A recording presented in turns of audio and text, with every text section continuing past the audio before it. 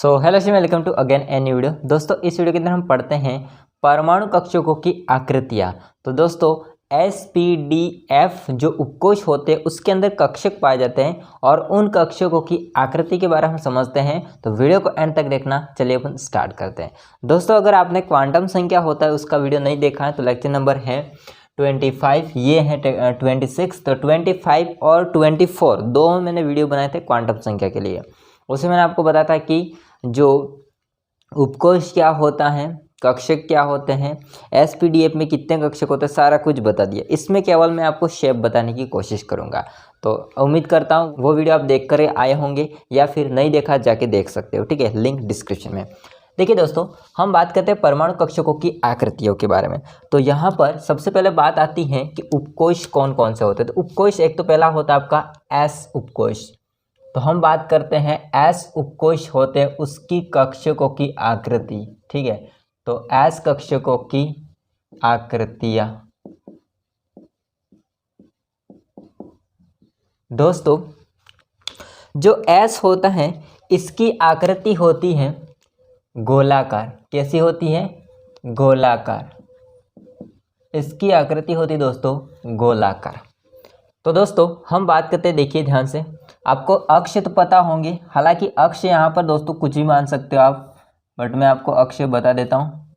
अगर इसको आप Z मानते हो, इसको आप अगर मानते हो X, तो ये हो जाएगा Y, या इसको Y मानो, इसको X मानो, इसको Z मानो, एक ही बात है, ठीक है। तो अक्ष अगर देखा जाए 3 अक्ष होते हैं। अब S की आकृति कैसी है? गोलाकार। अब गोलाकार होगी तो इसमें 3 अक्ष होते हैं, उसमें इलेक्ट्रॉन घनत्व होते हैं, वो S का इलेक्ट्रॉन जो घनत्व होता है वो समान होता है, ठीक है। कहने का मतलब गोलाकार आकृति कुछ इस टाइप से हो जाएगी। देखिए यहाँ पर मैं बना देता हूँ, इसकी आकृति कुछ इस टाइप से हो जाएगी, ठीक है। यानी कि इस तल में इन दोनों अक्षों के बीच में, इन दोनों अक्षों के बीच में, इन दोनों के अक्षों के बीच में जो इलेक्ट्रॉन घनत्व होता है वो कैसा होता है? समान होता है। तो इलेक्ट्रॉन घनत्व का मतलब क्या होता है? इलेक्ट्रॉन घनत्व का मतलब होता है जहां इलेक्ट्रॉन पाए जाने की संभावना, जहां इलेक्ट्रॉन पाए जाने की संभावना ज़्यादा होती है, ठीक है, या होती है, ज़्यादा होती है, तो उसको हम बोलते हैं इलेक्ट्रॉन घनत्व, ठीक है। अगर मैं आपको यहाँ पर बताऊँ दोस्तों, देखिए ध्यान से, ये देखिए मैंने एक बना दिया, इसको बोलेंगे क्या? कोश। इसको भी बोलेंगे क्या? कोश। एक ऐसा और बना देता हूँ,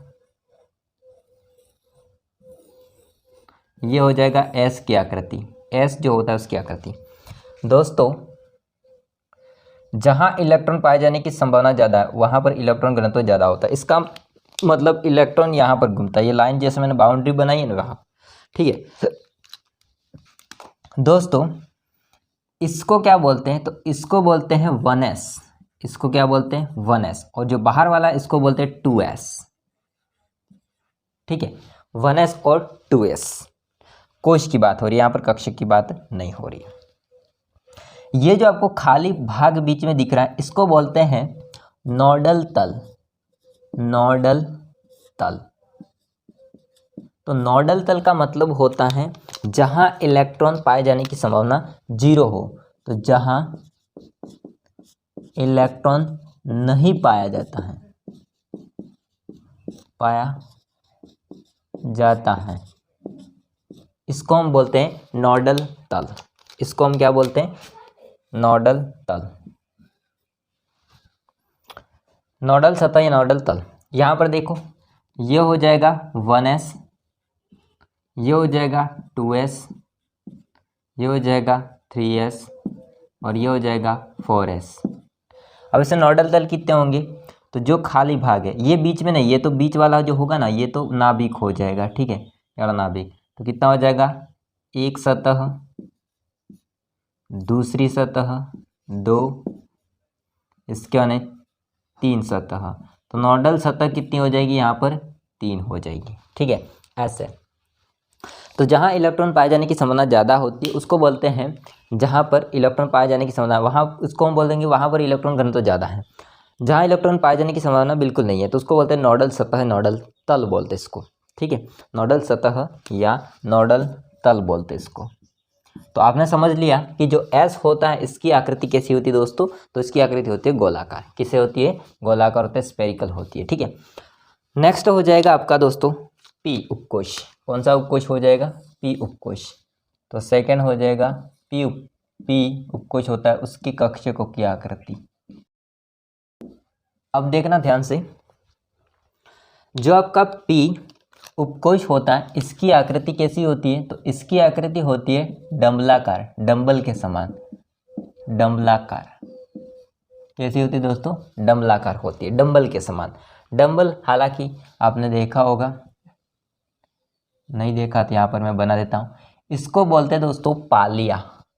जो आपको दिख रहा है इसको बोलते हैं पाली या पालिया। दोनों को बोलेंगे पालिया, एक को बोलेंगे पाली। ठीक है, तो ये हो जाएगी पाली।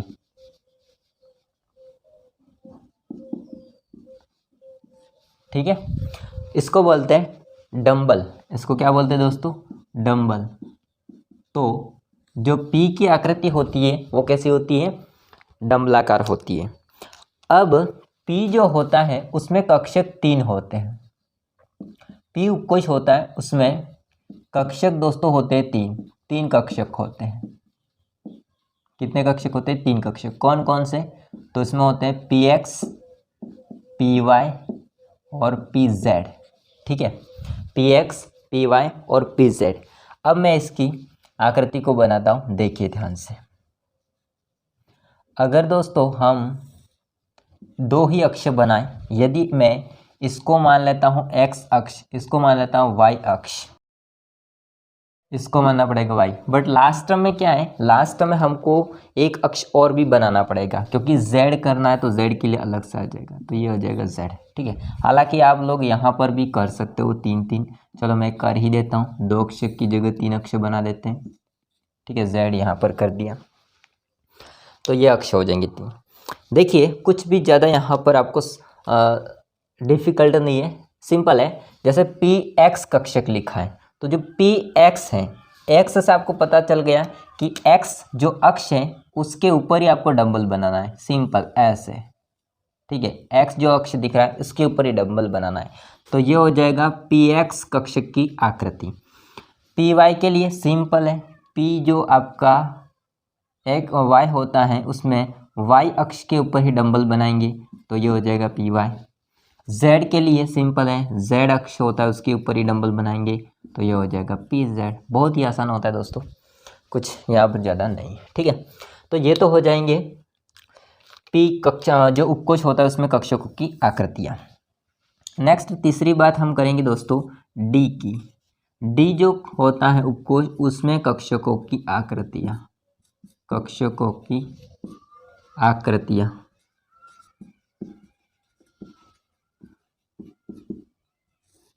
ठीक बात है यहाँ तक? ओके, जो D होता है दोस्तों उपकोश, उसकी हम बात करें तो उसकी आकृति होती है द्विडंबलाकार। कैसी होती है? डबल डंबलाकार, इसको बोलते हैं द्विडंबलाकार।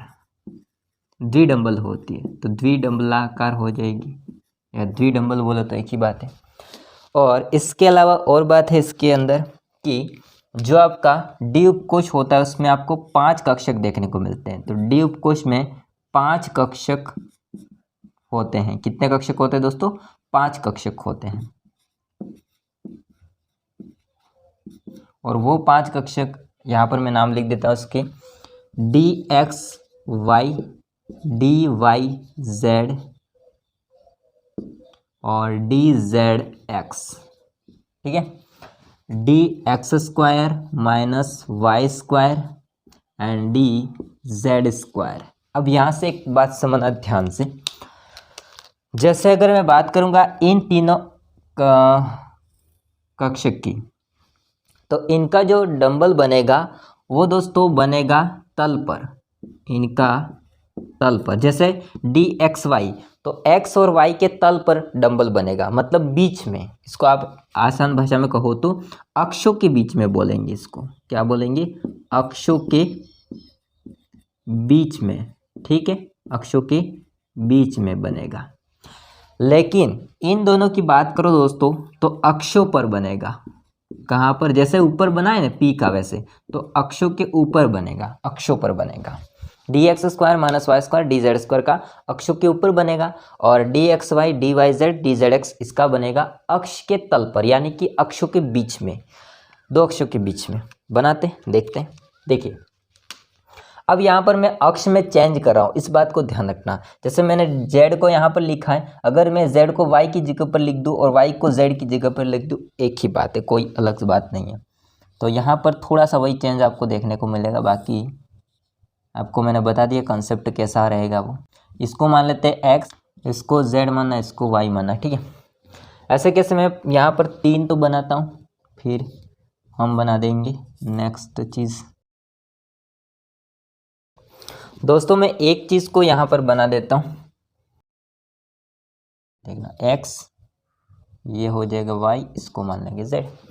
देखो सिंपल है, क्या होता है, जैसे मैंने आपको बात कही कि x D X Y D Y Z D Z X इनके अक्ष के बीच में बनेगा। सिंपल है, देखिए डी एक्स, x जो होता है उसका तल ऊपर की तरफ आपको देखना है। मतलब देखो d इसके x के बाद में y है, तो x ये रहा, y ये रहा, तो एक यहाँ पर बीच में बनेगा, एक ऊपर बनेगा। देखो ध्यान से समझना, जैसे कि x होता है इसका ऊपर की तरफ तल है, ये रहा, और y होता है, क्योंकि बीच में y भी है, मतलब बीच में नहीं, ये हो जाएगा। इसका जो होगा नेक्स्ट ये ऐसा आ जाएगा, इसका होगा वो ऐसा आ जाएगा, ये होगा बीच में। देखो x y के बीच में मतलब x का तल, z और y के बीच में मतलब y का तल। सिंपल, ये हो जाएगा डी एक्स वाई का शेप, ठीक है, इधर समझना। नेक्स्ट है डी वाई जेड, तो y उसका तल ऊपर की तरफ, ये रहा, और जो z होता है इसका हो जाएगा तल, ये रहा, इसका यहाँ निकल जाएगा और इसका यहाँ निकल जाएगा, ठीक है। तो ये हो जाएगा डी वाई जेड का, ठीक। जेड एक्स का कैसे, तो देखो z पहले है तो z का तल ये हो जाएगा और x का तल ये हो जाएगा, ठीक, ओके। तो ये हो जाएगा दोस्तों आपका डी जेड एक्स का शेप। अब दो बचे ये वाले, उनके तो आपको बनाने अक्ष के ऊपर। जैसे D X square minus Y square, तो डी एक्स स्क्वायर, तो ये हो जाएगा x के अक्ष के ऊपर, और y के अक्ष होता है ये रहा, उसके ऊपर। थोड़ा सा ये उस साइड होगा, मतलब उस साइड, तो थोड़ा सा मैं आधा दिखाता उसको। तो ये अक्ष के ऊपर है, ठीक है। तो ये हो जाएगा D X square minus Y square का। और दोस्तों लास्ट सिंपल है जेड स्क्वायर, तो जेड होता है उसके अक्ष के ऊपर हो जाएगा ऐसा डंबल, और यहाँ पर बीच में आपको ऐसे कर देना है, ठीक है, क्योंकि जेड स्क्वायर होगा इसलिए, ठीक है, डी जेड स्क्वायर, क्योंकि उसके ऐसे होगा ना, इसलिए। आई बात समझे। तो ये हो जाएंगे दोस्तों डी जो उपकोश होता है उसके कक्षक, 5 कक्षक होते हैं, उनके शेप। सिंपल है, इनके आपके तलों के बीच मतलब तल के ऊपर बनाना है, मतलब अक्ष के बीच में बनाना है, और इन दोनों होता है उसके अक्ष के ऊपर बनाना है, ठीक, ओके दोस्तों। तो ये हो जाएंगे। अब रहा बात आपका एफ, तो एफ को यहाँ पर मैं समझा देता हूँ, कहाँ पर, एक बार एक काम करो, आप इतना स्क्रीनशॉट ले लो, यहाँ पर मैं बना देता हूँ इसको। दोस्तों हालांकि यहाँ पर जो f होता है इसकी आकृति जटिल होती है, बहुत जटिल होती है, तो मैं आपको सिंपल उसके जो कक्षक होते हैं उनके नाम बता देता हूँ, और डायग्राम को मैं आपको यहाँ पर स्क्रीन पर दिखा दूँगा, तो आप लोग समझ लेना, ठीक है। इसकी बहुत जटिल होती है और इतना आपको याद भी नहीं रखना है, f तक तो केवल कक्षकों के नाम याद रखना है, बाकी इसकी आकृति ज़्यादा नहीं पूछता है, ठीक है, इतने तक काफ़ी है, ओके। तो देखिए लास्ट हो जाएगा f जो उपकोश होता है उसके कक्षकों की आकृतियाँ, ठीक। दोस्तों इसकी जो आकृति होती है अभी मैंने आपको बताई कैसी होती है, जटिल होती है, कॉम्प्लिकेटेड होती है, साथ में इसमें 7 कक्षक होते हैं। तो f में 7 कक्षक होते हैं। कितने कक्षक होते हैं? 7 कक्षक होते हैं। अब इन सारे कक्षकों के मैं आपको नाम बता देता हूँ। देखिए, फर्स्ट हो जाएगा F X cube, F Y cube, F Z cube. Okay, ये 3 याद हो गए। नेक्स्ट याद रखो, एफ, अगर आप लोग एफ और यदि लेते हो दोस्तों एक्स को, तो बाकी 2 को वाई स्क्वायर में करना है, जैसे वाई स्क्वायर और जेड स्क्वायर। नेक्स्ट, यदि आप लेते हो एफ वाई को, तो x square minus Z square कर देना। ठीक है, यदि आप लेते हो एफ जेड, तो यहाँ पर कर सकते हो X square minus Y square, और लास्ट हो जाएगा एफ एक्स वाई और जेड। ठीक है, 7 हो जाएंगे, 1 2 3 4 5 6 7। ठीक है, तो ये 7 कक्षक होते हैं एफ के, और इसकी आकृति बहुत जटिल होती है, आप स्क्रीन पर देख सकते हो उसको। दोस्तों यहाँ पर थोड़ा सा जेड स्क्वायर को आगे कर देते हैं, क्योंकि माइनस में इसको पहले लिखा गया है, तो जेड स्क्वायर पहले कर देते हैं, एक्स स्क्वायर को बाद में कर देते हैं। हालांकि इतना कोई ज़्यादा नहीं है, बट जेड स्क्वायर को आगे कर देते हैं, एक्स स्क्वायर को माइनस एक्स स्क्वायर। ठीक है, तो दोस्तों इस वीडियो में हमने सीखा कि जो आपके उपकोष होते हैं उसमें कक्षक कितने होते हैं और उनकी आकृतियाँ। आई होप को सारा समझ में आया होगा। कुछ भी डाउट रहा हो तो कमेंट करके बताइएगा। वीडियो पसंद आए तो लाइक करना, चैनल को सब्सक्राइब नहीं किया करना। मिलते हैं नेक्स्ट वीडियो में, तब तक जय हिंद, वंदे मातरम।